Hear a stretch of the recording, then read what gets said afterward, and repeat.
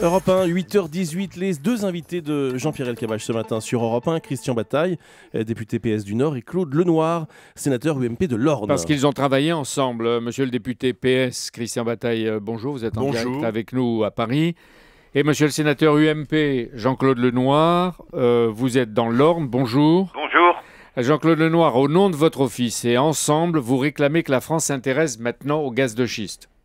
En effet, nous estimons que le temps est venu de réouvrir ce dossier de façon à vérifier si les techniques qui s'offrent aujourd'hui à nous, d'un point de vue scientifique, environnemental, nous permettent d'abord d'explorer notre sous-sol pour vérifier si, comme nous pouvons le penser, nous disposons de gisements importants de gaz et de pétrole dits de schiste, et pour le cas où nous en avons, pouvoir l'exploiter. Aujourd'hui, la loi nous l'interdit. C'est une loi qui a été votée dans la précipitation en juillet. C'est une loi qui avait été inspirée par certains de vos amis comme Jean-François Copé et Christian Jacob. Est-ce que vous pensez, vous, UMP, convaincre les hostiles de votre propre camp à évoluer vers éventuellement le débat et en tout cas peut-être, si on trouve des ressources, le gaz de schiste? Si vous voulez, le temps de la politique politicienne électorale est passé. Derrière nous, il faut maintenant que la raison l'emporte. Le président de la République lui-même a souhaité, lors de sa dernière conférence de presse, que le dossier puisse être réouvert et qu'on vérifie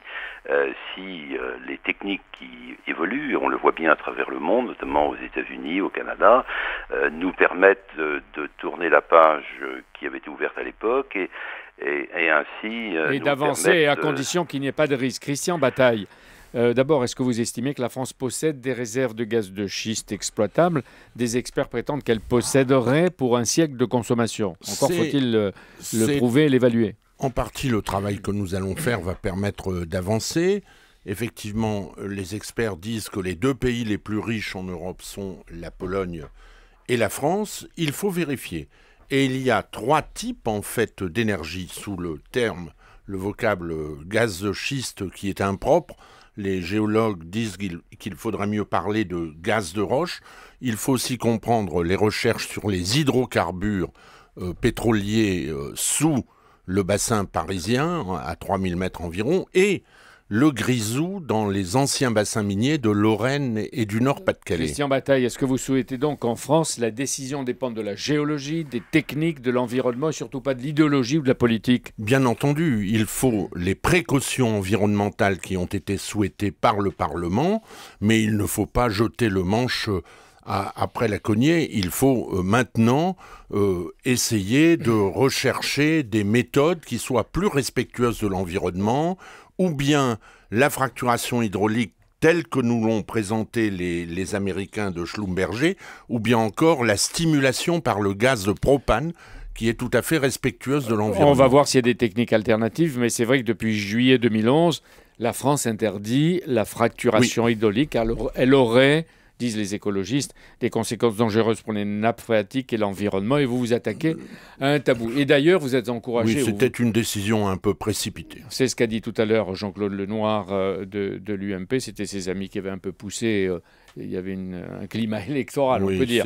Bon, mais vous étiez déjà par avance encouragé par...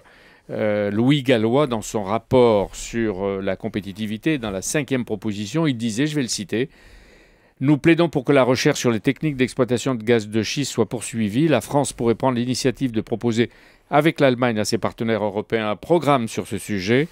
L'exploitation du gaz de schiste soutient l'amorce de réindustrialisation consacrée aux États-Unis, où le gaz est désormais 2,5 fois moins cher qu'en Europe, et réduit la pression sur la balance commerciale de manière très significative. » Est-ce que ça veut dire, Christian Bataille, que ça pourrait créer des emplois en France? L'enjeu pour la France est considérable du point de vue de la balance des paiements.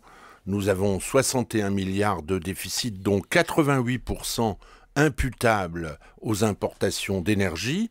Aux États-Unis, ces nouvelles technologies ont créé 1 million d'emplois. Nous n'en espérons pas tant en France, mais à l'échelle de la France et dans le contexte d'aujourd'hui, quelques centaines de milliers d'emplois seraient tout à fait les bienvenus. Vous avez la conviction, l'un et l'autre, Christian Bataille et Jean-Claude Lenoir, qu'il y a un potentiel de ressources en France?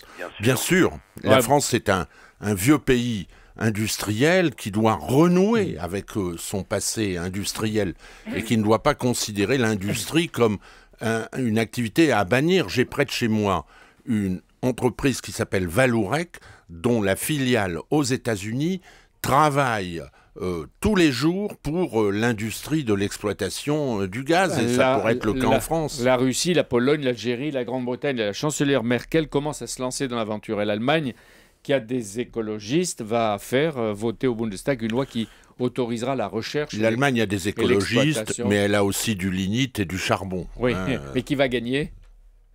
Je pense que l'industrie et les hydrocarbures seront encore utiles quelques décennies. Oui, mais c'est pourquoi les Verts vous ont accusé dès hier soir, tous les deux, enfin et votre office, premièrement, de céder à la pression du MEDEF, M. Bataille, socialiste. Je n'ai aucun rapport avec le MEDEF. Le seul organisme avec lequel j'ai des rapports, c'est le Parti socialiste et le gouvernement. Et vous sentez que ça évolue ? Le président de la République a maintenu la porte ouverte.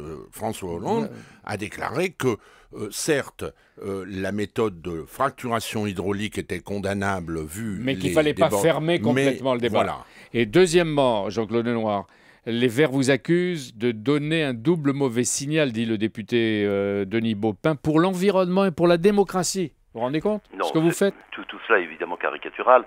La réalité, c'est que nous consommerons du gaz encore pendant très longtemps, pendant des années, pendant des décennies. Aujourd'hui, le gaz représente 15% de l'énergie que nous consommons en France. Alors certes, le débat sur la transition énergétique va nous conduire à faire que les hydrocarbures auront moins de place. Mais ça ne va pas se faire du jour au lendemain. On ne va pas couper les robinets de gaz d'ici à l'année prochaine. Donc en fait, ce que nous disons, c'est que si nous avons effectivement, comme nous pouvons le penser, du gaz sous nos pieds, eh bien c'est ce gaz-là qu'il faut utiliser, non pas en plus de celui que nous achetons aux pays étrangers et très cher, mais bien sûr à la place. Ça nous permet bien entendu de produire français, d'acheter français et de développer une industrie française. Jean-Claude Lenoir, c'est vous qui dites à La Croix ce matin, s'il y a du gaz chez nous, il vaut mieux l'exploiter plutôt que de l'acheter à l'étranger. Ça me paraît évident, je crois. Oui, mais il y a un gaz paralysant et nuisible, c'est le principe de précaution.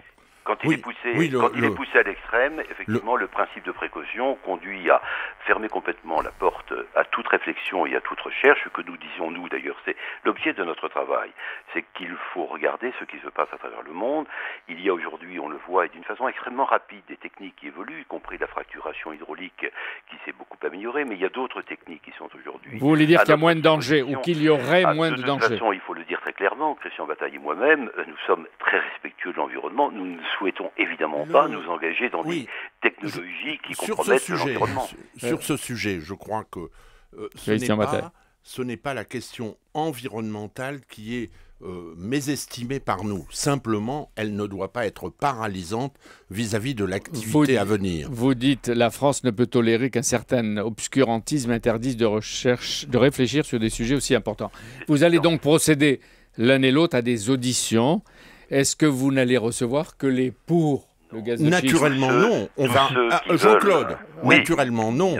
On va recevoir les organismes environnementaux, on va recevoir les industriels. Notre objectif est de déposer un rapport d'information au mois d'avril environ, une première étape, et un rapport définitif au mois d'octobre. Nous irons voir aux États-Unis et en Pologne comment ça se passe, et peut-être au Canada et peut-être ailleurs. Et en plus, la France a de grands groupes comme Total, des compagnies d'eau, Suez, Bien Veolia. entendu, des sociétés majeures sur le secteur. Ouais, vous êtes un sacré duo, hein, vous parlez même en même temps. Qui peuvent donner un avis autorisé.